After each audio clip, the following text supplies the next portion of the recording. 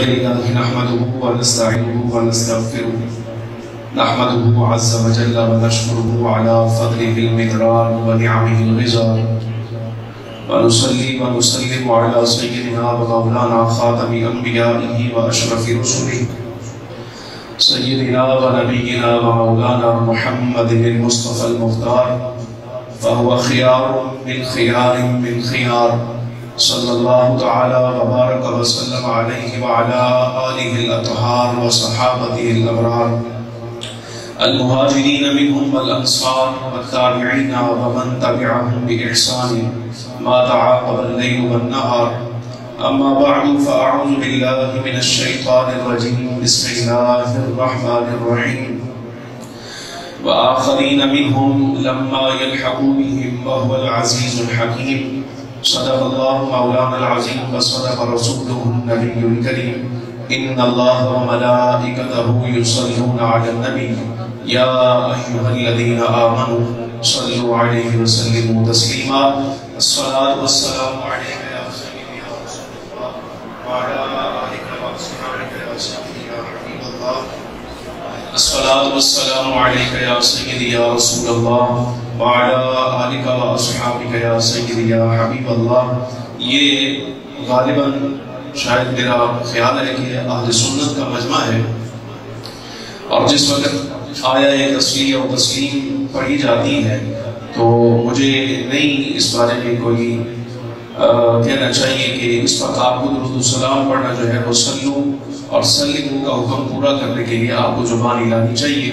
میں انشاءاللہ العزیز اپنی جتنی گفتگو ہے میری، میں آپ سے نہ ہاتھ اٹھانے کا مطالبہ کروں گا اور نہ ہی سبحان اللہ ماشاءاللہ کہلواؤں گا، لیکن اتنی میری طبیعت ہے اور یہ میرا حق ہے کہ میں کم از کم میرے کام میں آپ کا مہمان آپ کو دیکھنے کے لیے آیا ہوں، زیارت کے لیے آیا ہوں، تو کم از کم اتنا تو حق ہے میرا کہ میں آپ کی زبان سے حضور اکرم صلی اللہ علیہ وسلم کی ذات پر درود و سلام. میں آیا مبارکہ دوبارہ پڑھ رہا ہوں، آپ ذرا خیال کیجئے اور بلند آواز کے ساتھ درود و سلام پڑھیے گا. قال اللہ تبارک و تعالی فی شان حبیبہ ان اللہ وملائکتہ یصلون علی النبی یا ایھا الذین آمنوا صلوا علیہ وسلموا تسلیما. الصلاۃ والسلام علیک یا سیدی یا رسول اللہ وعلی آلک واصحابک یا سیدی یا حبیب اللہ. الصلاۃ والسلام علیک یا سیدی یا رسول اللہ وعلى آلك وأصحابك يا سيدي يا حبيب الله. الصلاة والسلام عليك يا سيدي يا رحمة للعالمين وعلى آلك وأصحابك يا سيدي يا شفيع المذنبين. اللهم صل وسلم وبارك على سيدنا ومولانا محمد صلاة تجمع روح المصلي بالمصلى عليه.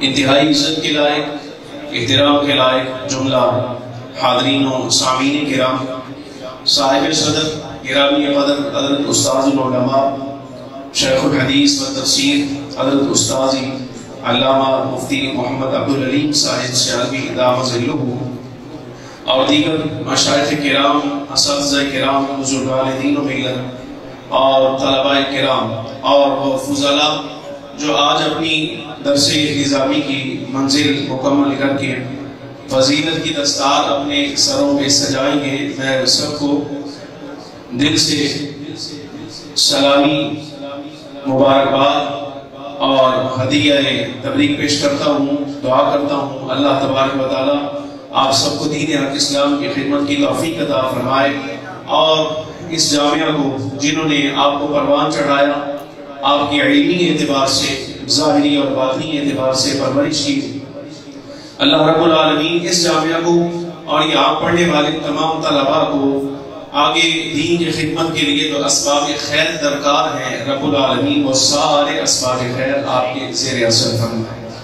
گرامی قدر حاضرین، یہ بڑا امتحان ہے، خاص طور پر میرے جیسے ایک طالب علم کے لیے جو ابھی خود اپنی دینی تشنگی کو مکمل کر رہا ہے، کہ مشائخ اور بزرگوں کی موجودگی کے اندر، اور بالخصوص اس وقت جس وقت میرے خود استاد گرامی یہاں موجود ہوں، تو ان کی موجودگی میں گفتگو کرنا یہ میرے لیے بڑا امتحان ہوتا ہے، اور مجھے بڑا ڈر لگتا ہے اس سے.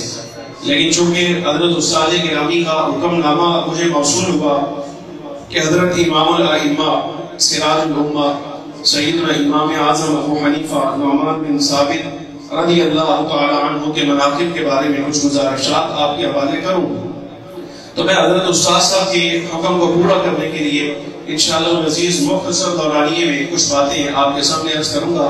میں توجہ کا طلبگار ہوں۔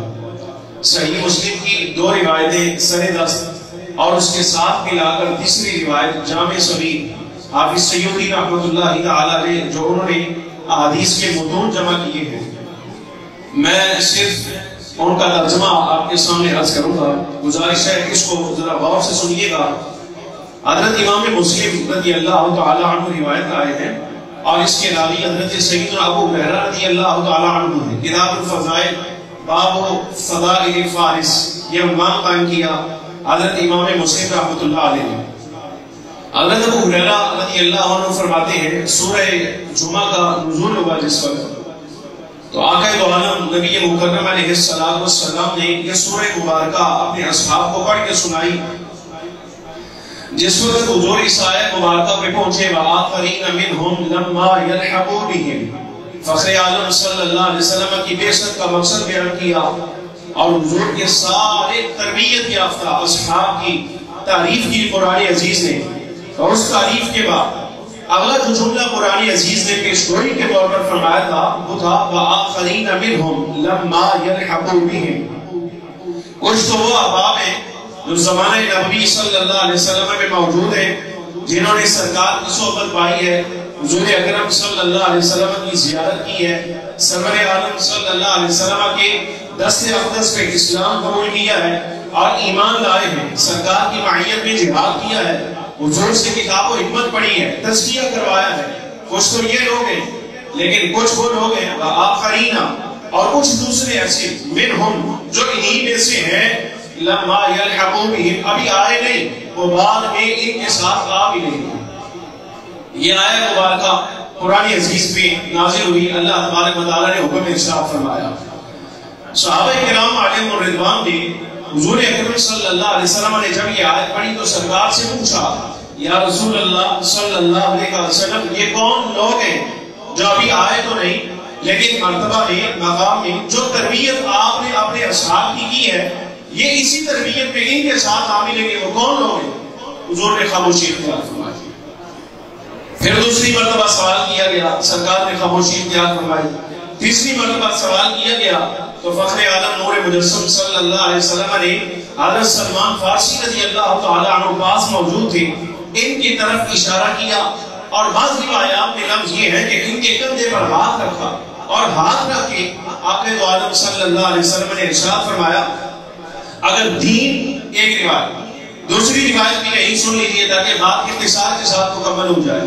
پہلی روایت کے لفظ یہ ہے اگر دین سریا پر ہوا، دوسری روایت کے لفظ یہ ہے اگر ایمان سریا پر ہوا، اور جامع صغیر سیوطی کی روایت یہ ہے اگر علم سریا پر ہوا، ایمان سریا پر چلا جائے، دین سریا پر چلا جائے یا علم سریا پر چلا جائے، سرکار نے حضرت سلمان فارسی رضی اللہ تعالیٰ عنہ کے کندھے پر ہاتھ رکھ کے ارشاد فرمایا اس کی قوم کے، اس کے علاقے کے کچھ لوگ ایسے آئیں گے کہ اگر ایمان سریا پر چلا جائے، دین سریا پر چلا جائے یا علم سریا پر چلا جائے، اللہ اس کی قوم کے کچھ لوگوں کو یہ اعزاز دے گا کہ ایمان ہو، دین ہو یا علم ہو، یہ سریا سے بھی واپس زمین پر لے۔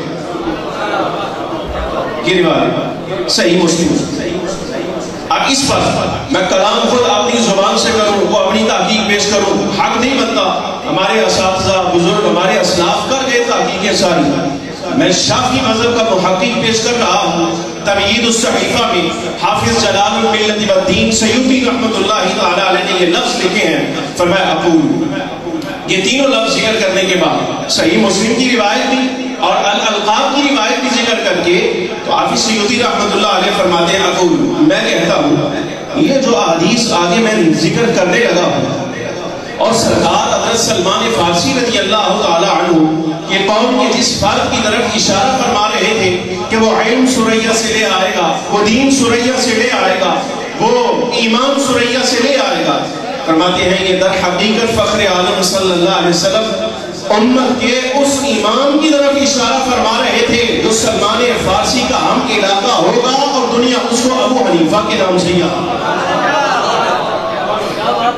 دنیا اس کو ابو حنیفہ کے نام سے یاد کرے گی۔ یہ حافظ سیوطی شافعی مذہب کا بندہ ہے جنہوں نے ہم سلام پیش کرتے ہیں حافظ سیوطی رحمۃ اللہ علیہ کو، ویسے ہی بڑا پیار ہے، بہت پیار ہے۔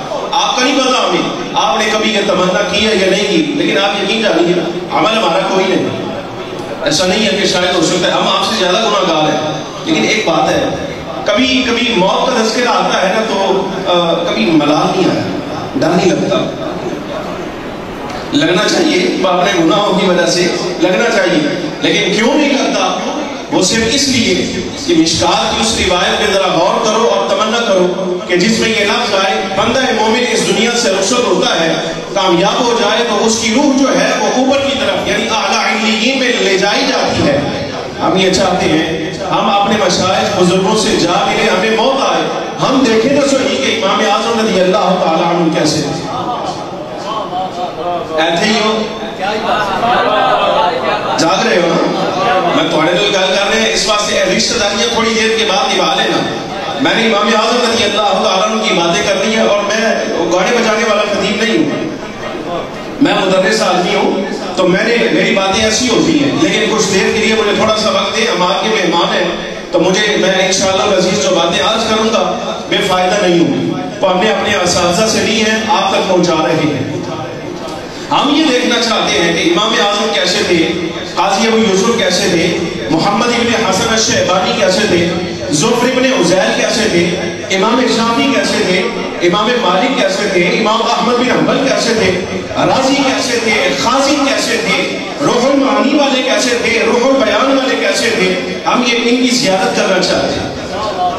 سمجھ آ رہی کہ نہیں آ رہی؟ تو ہم یہ دیکھو سیوطی رحمۃ اللہ علیہ کیسا معتدل آدمی ہے، امام مالک رحمۃ اللہ علیہ کی بشارت ذکر کی، امام شافعی رحمۃ اللہ علیہ کے بارے میں حضور کی بشارت ذکر کی، اور خود شافعی مذہب کے ہونے کے باوجود یہ ذکر کرتے ہیں، فرمایا میں اللہ کی توفیق سے یہ بات کہتا ہوں فخر عالم صلی اللہ علیہ وسلم ابنائے فارس میں سے جس شخصیت کے بارے میں یہ فرما رہے تھے کہ وہ عین سریہ سے بھی زمین پر لے آئے گا، وہ دین سریہ سے بھی زمین پر لے آئے گا، اور عین سریہ سے بھی نیچے لے آئے گا، فرمایا وہ حنفیوں کا امام اعظم ابو حنیفہ رضی اللہ تعالیٰ عنہ۔ یہ پہلی بات۔ دوسری گزارش، امام کے پوتے حضرت اسماعیل بن حماد بن امام اعظم ابو حنیفہ رضی اللہ تعالیٰ عنہ وہ ذکر کرتے ہیں، اور اس کو جامع المسانید میں امام خوارزمی رحمۃ اللہ علیہ نے کیا، بڑی لطیف بات۔ امام رضی اللہ تعالیٰ عنہ کے پوتے حضرت اسماعیل فرماتے ہیں میں اللہ کی قسم اٹھا کر کہتا ہوں، میں اس کا پس منظر نہیں ذکر کروں گا کہ امام کے پوتے نے یہ بات کیوں کہی ہے، فرماتے میں اللہ کی قسم اٹھا کر کہتا ہوں ہمارے خاندان میں کبھی غلامی نہیں آئی۔ سمجھ آ رہی کہ نہیں؟ میں اس کا پس منظر نہیں بیان کرتا کہ یہ کیا ہے، وہ پیچھے پوری ایک ہسٹری ہے، ہمارا بڑا اختلاف ہے دیگر لوگوں کے ساتھ جو احناف کی بڑے مخالف ہیں، وہ چھوٹی چھوٹی باتوں کو جیسے خطیب بغدادی ہیں، بڑے آدمی ہم سلام پیش کرتے ہیں کچھ نہیں کہتے انہیں بھی۔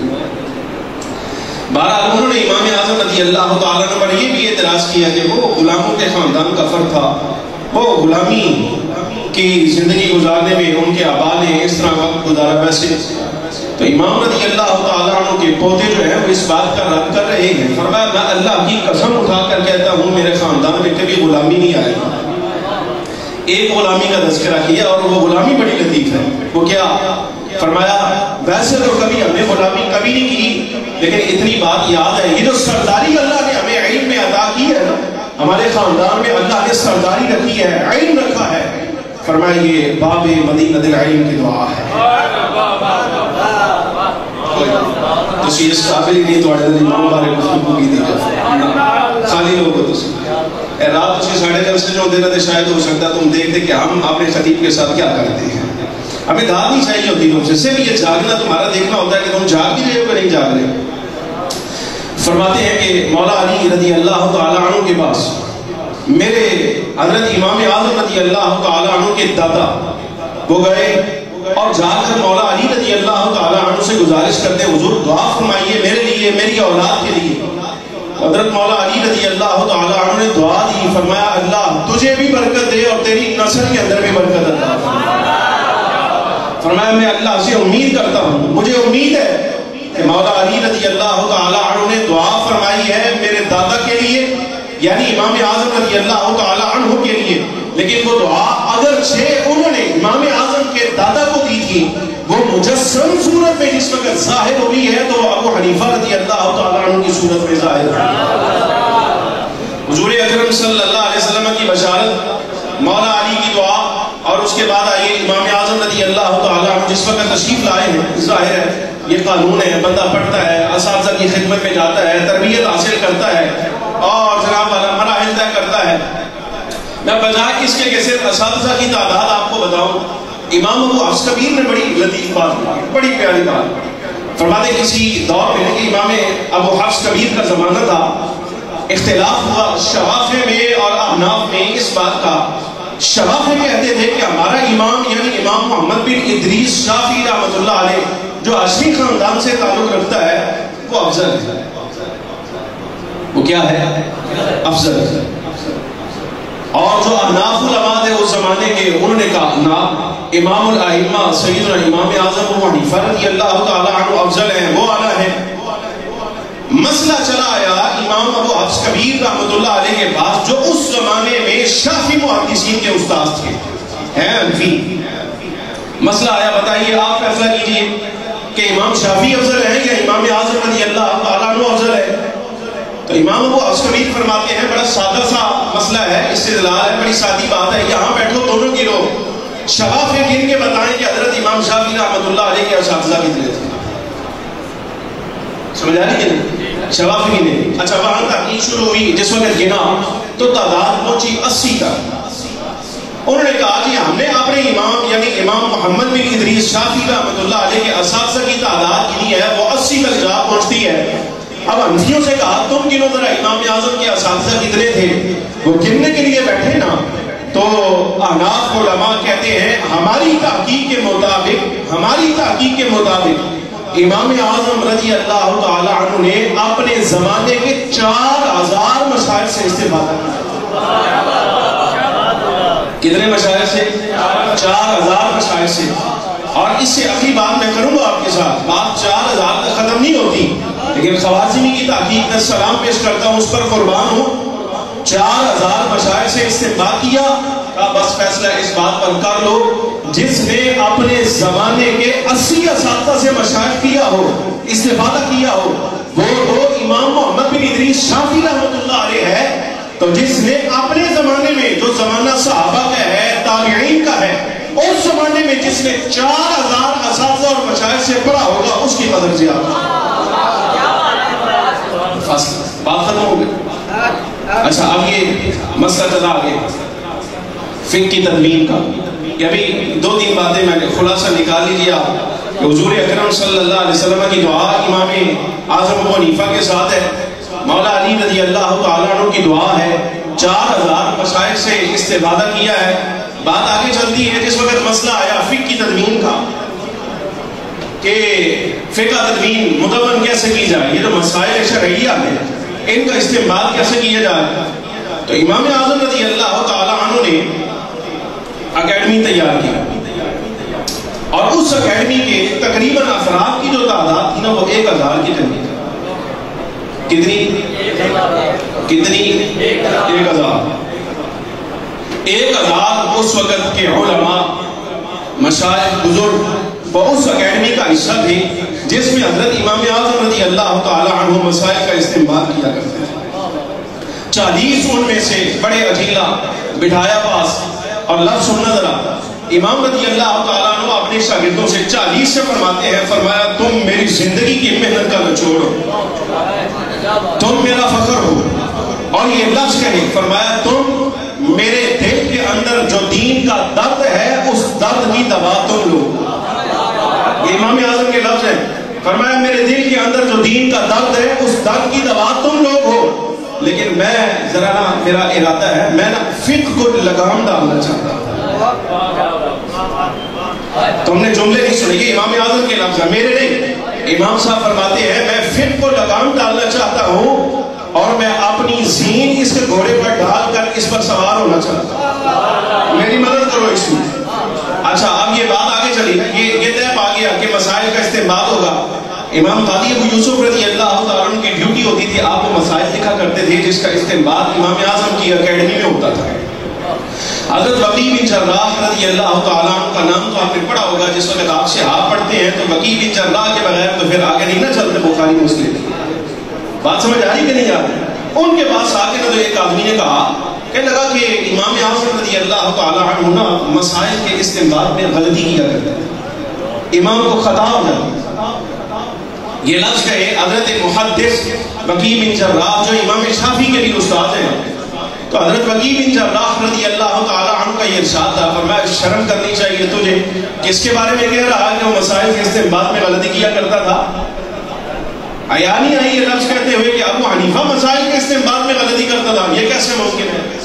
فرمایا ان کی اکیڈمی کا حال دیکھنا، جہاں مسئلہ پیش کیا جاتا ہے وہاں قاضی ابو یوسف محمد بن حسن شیبانی اور امام زفر جیسے قیاس اور رائے اجتہاد کے ماہر بیٹھے ہوں۔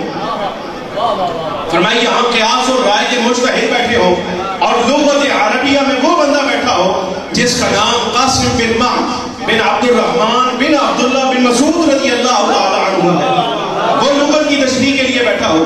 یحییٰ بن زکریا ابن ابی زائدہ جیسے لوگ حدیث کے ماہر بیٹھے ہوں، اور یہاں بھی بات مکمل نہ ہو داؤد طائی جیسے اور فضیل بن عیاض جیسے صوفی بیٹھے ہوں، وہ بھلا ابو حنیفہ کو مسئلے کے استنباط میں غلطی کرنے دیں گے؟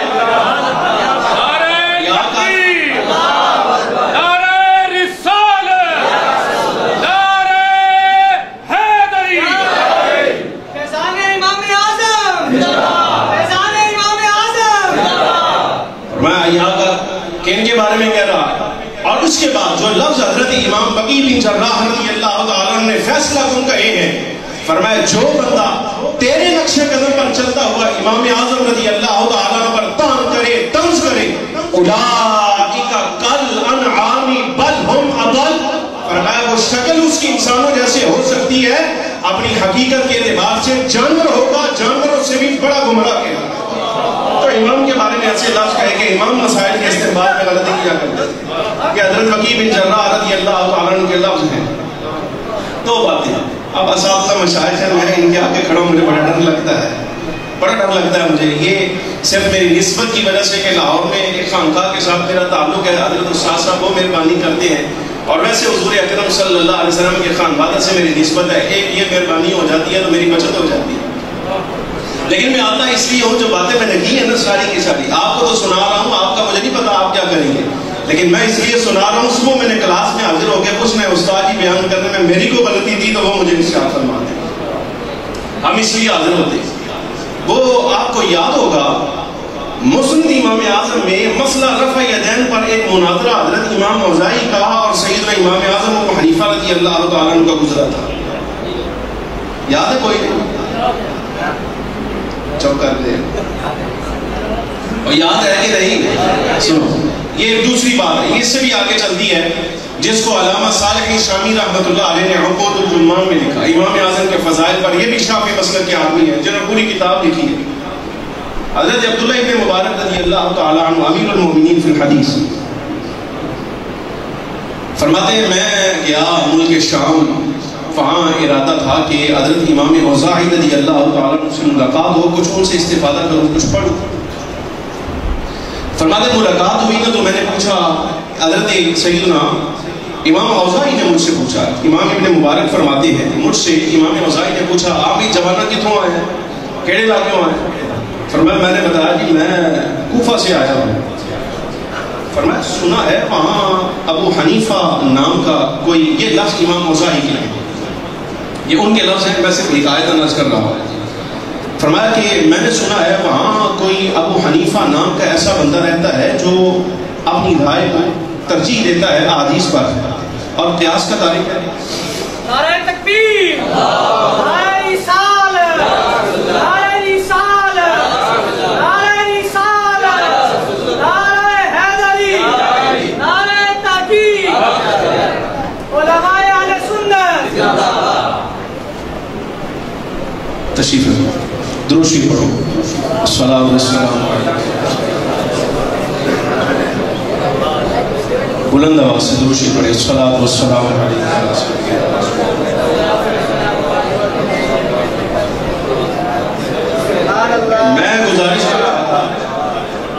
میں گزارش کر رہا تھا کہ امام ابن مبارک رضی اللہ تعالیٰ عنہ امام اوزاعی سے استفادہ کے لیے جب ملک شام گئے ہیں تو امام اوزاعی پوچھتے ہیں, فرمایا کہ جوان کہاں سے آئے ہو, کس علاقے سے ہے تمہارا تعلق؟ فرمایا جی میں کوفہ سے آیا ہوں, وہاں کچھ پڑھتا رہا ہوں. فرمایا اچھا میں نے سنا ہے وہاں پر ایک بندہ ایسا رہتا ہے جو حدیث کی مخالفت کرتا ہے اور مبتدی کے لفظ بولتی ہے. مبتدی بدعتی یہ لفظ امام کی طرف کہتی ہے. حضرت عبداللہ ابن مبارک رضی اللہ تعالیٰ عنہ فرماتے ہیں مجھے بڑا تعجب ہوا امام اعظم رضی اللہ تعالیٰ عنہ کے بارے میں امام اوزاعی رضی اللہ تعالیٰ عنہ کی ایسی رائے ہے کہ وہ آپ کو مذہب حق اہل سنت و جماعت میں سمجھ نہیں. فرماتے میں گھر آیا اور 3 دن تک جو کچھ میں نے حضرت امام صاحب رضی اللہ تعالیٰ عنہ سے مسائل لکھے تھے نا, وہ کاغذات اپنے رجسٹرڈ نوٹس نکالے وہ سارے, اور کچھ مسائل میں نے اس میں سے مستنبط کیے خاص نکال کے نا, تو میں نے رکھ دیے پاس. ملک شام میں حضرت امام اوزاعی رضی اللہ تعالیٰ عنہ ایک مسجد کے اندر اذان بھی خود دیا کرتے تھے اور امامت بھی خود کروا کرتے تھے. سمجھائے کہ امام اوزاعی رضی اللہ تعالیٰ عنہ خود مطلق کہ وہ امامت بھی کرواتے ہیں اور اذان بھی خود دیا کرتے تھے. فرمایا ایک روز تیسرے دن جب امام صاحب کے بارے میں امام اوزاعی نے کے لفظ کہے, فرماتے تیسرے دن وہ مسائل کا دستہ کچھ میں لے کر نا تو چلا گیا مسجد میں. اذان کا وقت تھا تو حضرت امام اوزاعی نے اذان دی, نماز کے انتظار میں بیٹھ گئے جس وقت. فرماتے میں تھوڑا سا انتظار کیا, ساتھ جا کے بیٹھا نا تو صفحے میں نے نکال لیے. امام اوزاعی فرماتے لڑکے لاؤ ذرا کیا پڑھ رہے ہو؟ تو وہ مسئلہ جو بھی پڑھتے نا اس مسئلے میں لکھا ہوتا تھا قال نعمان بن ثابت, قال نعمان بن ثابت. نعمان بن ثابت نے یہ بات کہی, نعمان بن ثابت نے یہ بات کہی, نعمان بن ثابت نے یہ مسئلہ بیان کیا. امام اوزاعی پڑھتے جا رہے ہیں, نماز کا وقت ہوا تو آپ نے وہ جو دستہ تھا میرا مسائل کا امام سے لکھا ہوا وہ انہوں نے آپ نے پاس رکھا, رکھ کے نماز کروائی, امامت کروا کے تو حضرت امام اوزاعی چلے گئے اپنے گھر.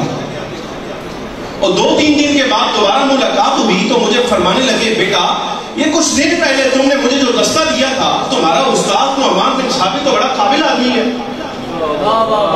سمجھ آ رہی ہے, بڑا قابل آدمی ہے وہ, اور مجھے تو لگتا ہے زمانے میں اس جیسا تو فقیر پیدا ہی نہیں ہوا. صاحب تو شاگرد نعمان بن ثابت کا ہے تو اوزاعی کے پاس کیا کرنے کے لیے آیا ہے؟ تو واپس جا اور انہیں سے استفادہ کر, جا اس کو چھوڑی نا جب تک تو زندہ رہے, اور جب تک نعمان بن ثابت زندہ ہے اس کا گھر نہیں چھوڑنا. یہ اوزاعی کہہ رہے گا. ابن مبارک کا جملہ سنو, فرماتے ہیں میں نے کہا حضور یہ جس نعمان بن ثابت کے ساتھ جٹے رہنے کا آپ مجھے کہہ رہے ہیں اس کو ابو حنیفہ ہی کہتے ہیں, تو وہی ابو حنیفہ ہے. فرمایا ایسا ممکن نہیں, ایسا نہیں ہو سکتا. یہ کیسے ممکن ہے؟ ہم نے تو اس کے بارے میں سنا ہے, اس کو تو حدیث نہیں آتی, وہ حدیث روایت نہیں کرتے, وہ مسند نہیں ہے, وہ شیخ الحدیث نہیں ہے, انہیں کچھ نہیں آتا. یہ کیسے ہو سکتا ہے؟ مسائل آپ کے سامنے ہیں, دلائل تمہارے سامنے ہیں, دلائل بھی پڑھو, امام کے مسائل بھی پڑھو. اگر نعمان بن ثابت صحیح ہو سکتا ہے تو ابو حنیفہ کیسے غلط ہوگا؟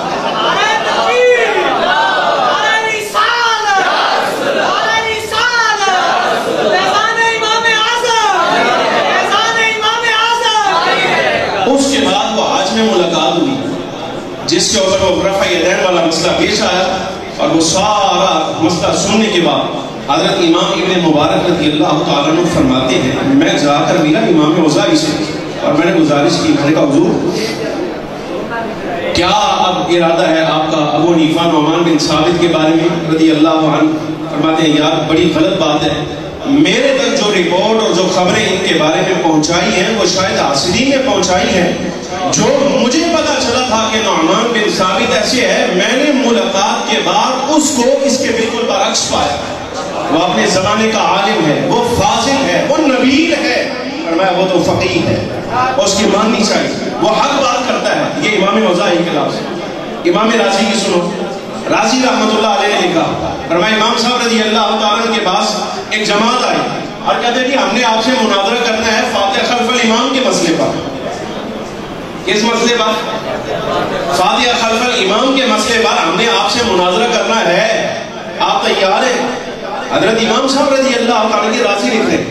امام صاحب رضی اللہ عنہ فرماتے ہیں میں مناظرے کے لیے تیار ہوں، لیکن ذرا یہ تو بتاؤ یہ مناظرہ تم سارے مل کے میرے اکیلے آدمی کے ساتھ کرو گے، میں اکیلا اور تم سارے؟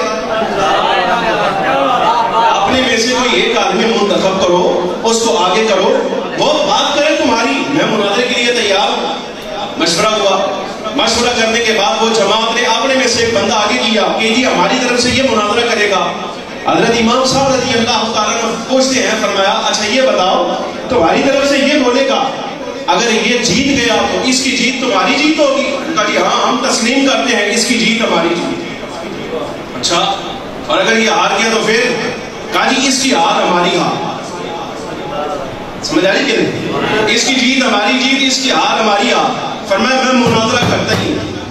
امام صاحب فرماتے میں مناظرہ نہیں کرتا، کیوں؟ یہی بات تو میں تمہیں سمجھانے کے لیے کر رہا ہوں، جس کو تم نے امام بنا کے آگے کر لیا ہے اس کی قرات کو اپنی قرات سمجھو۔ نہیں سمجھ آئی؟ میں یہی بات تو میں کر رہا ہوں، من کان لہ امام فقراءۃ الامام لہ قراءۃ، جو بندہ امام کے پیچھے نماز پڑھے تو امام کی قرات ہی مقتدی کی قرات ہے۔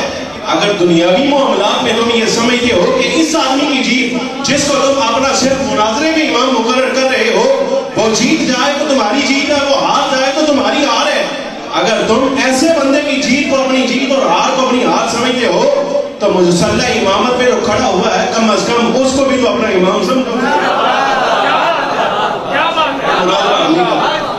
ہم مناظرہ نہیں کرتے، یہ ابو حنیفہ ہے۔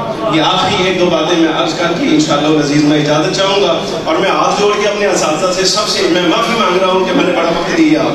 اب ادھر سے بخاری ہو رہے ہیں، قاسمی صاحب ہمارے بزرگ ہیں، انہوں نے گفتگو کرنی ہے، وہ ساری چیزیں۔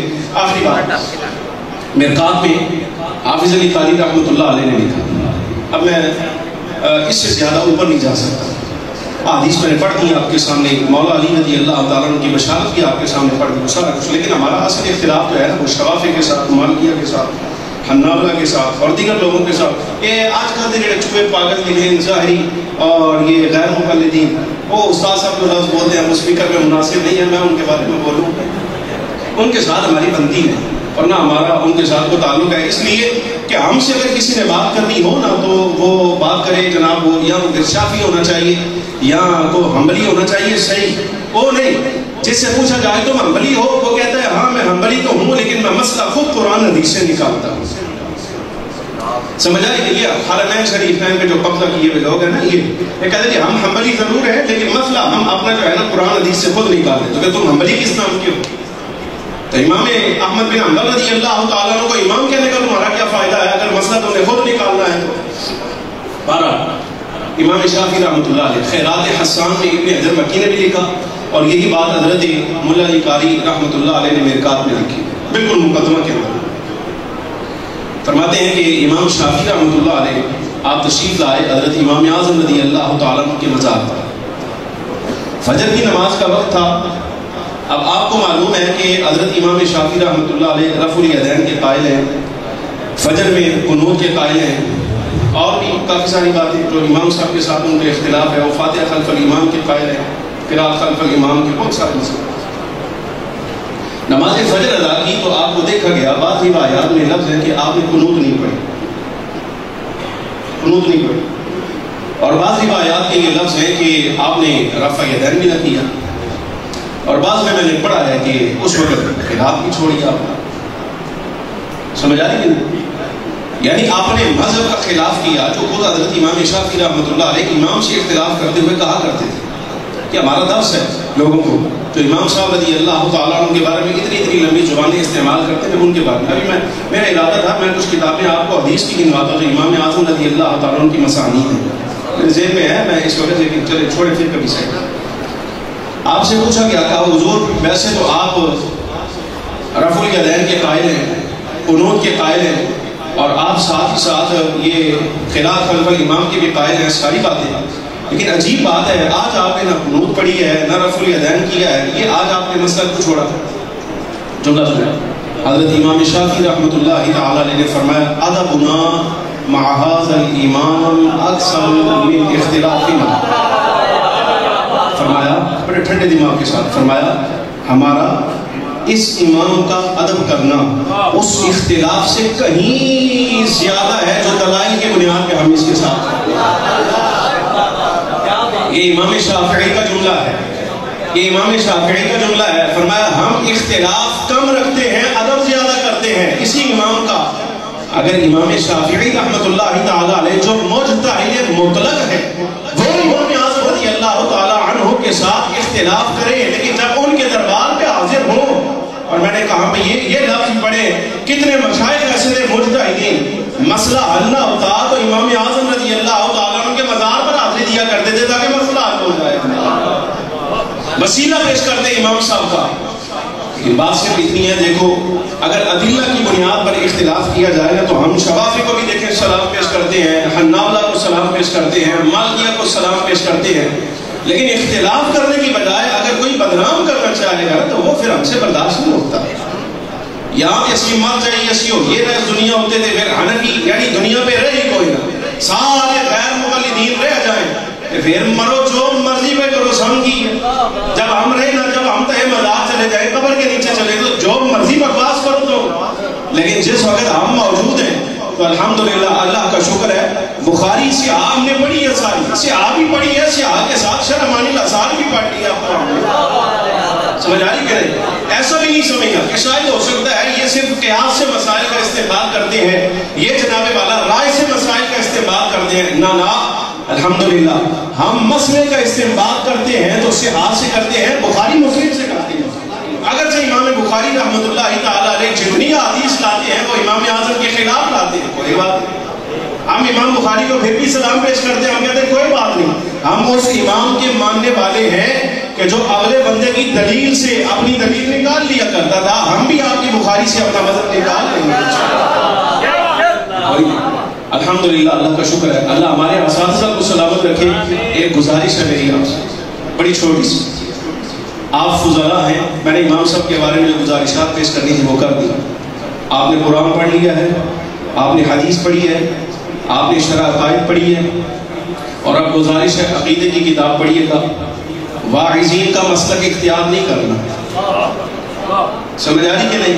ہاں تو یوٹیوب فیس بک تھوڑے اساتذہ مشائخ نے حافظ فقہ حنفی نے سارے استاد, بات سمجھ آ رہی کہ نہیں آ رہی؟ یہ حافظ فقہ حنفی کے تو ہم ایسے اساتذہ سے پڑھ کے جب تمہارے اصول مقرر ہیں, تمہارے فروع مقرر ہیں, اصول میں تم اہل سنت و جماعت ہو, فروع میں تم امام اعظم کے مقلد ہو, تو تم پاگل ہو, تمہارا دماغ خراب ہے کہ تم واعظین کو سن کے تو ان جیسا مسلک اختیار کر لو.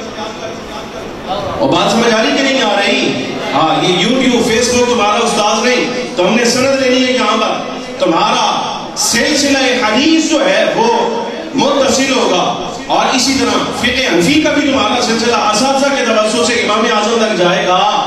لیکن اگر اس طرح تمہاری سند متصل ہو جائے تم اس پہ رائے میں آ جاؤ, اس زنجیر میں آ جاؤ, لیکن جب عقیدے کا مسئلہ تم سے پوچھا جائے تو تم زبان کو بولو جو واعظین بولتے ہیں یہاں پر. نہ, ایسا نہیں ہونا چاہیے. ہمیشہ ہمیشہ یہ تم پر لازم ہے. تو ہم نے شرح فقہ اکبر اگر پڑھ لی ہے تو بڑی اچھی بات, شرح عقائد پڑھ لی ہے تو بڑی اچھی بات ہے.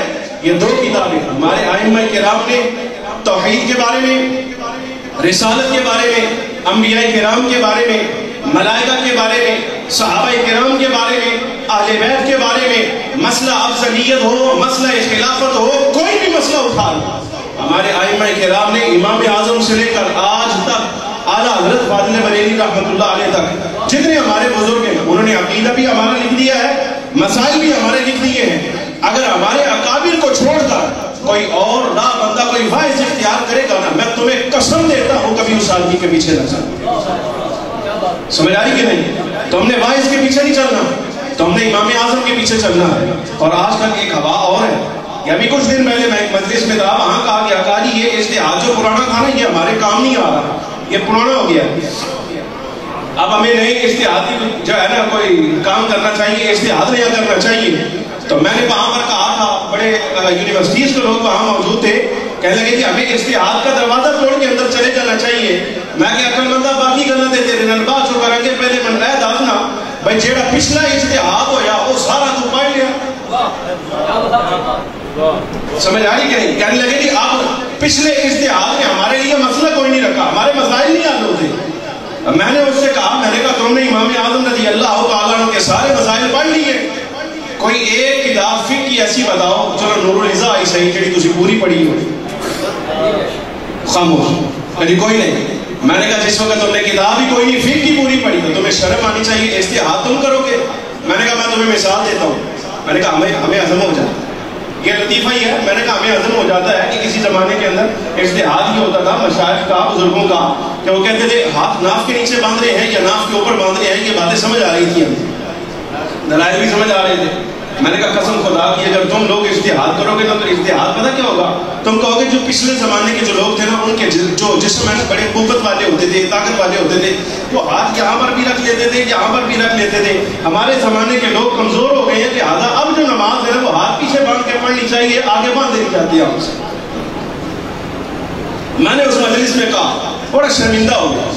دیکھیے آپ نے مسائل بھی پڑھ لیے ہیں، آپ نے عقیدہ بھی پڑھ لیا. گزارش ہے آپ عقیدہ میں اہل سنت و جماعت ہیں اور فروع میں امام اعظم رضی اللہ تعالی عنہ کے مقلد ہیں.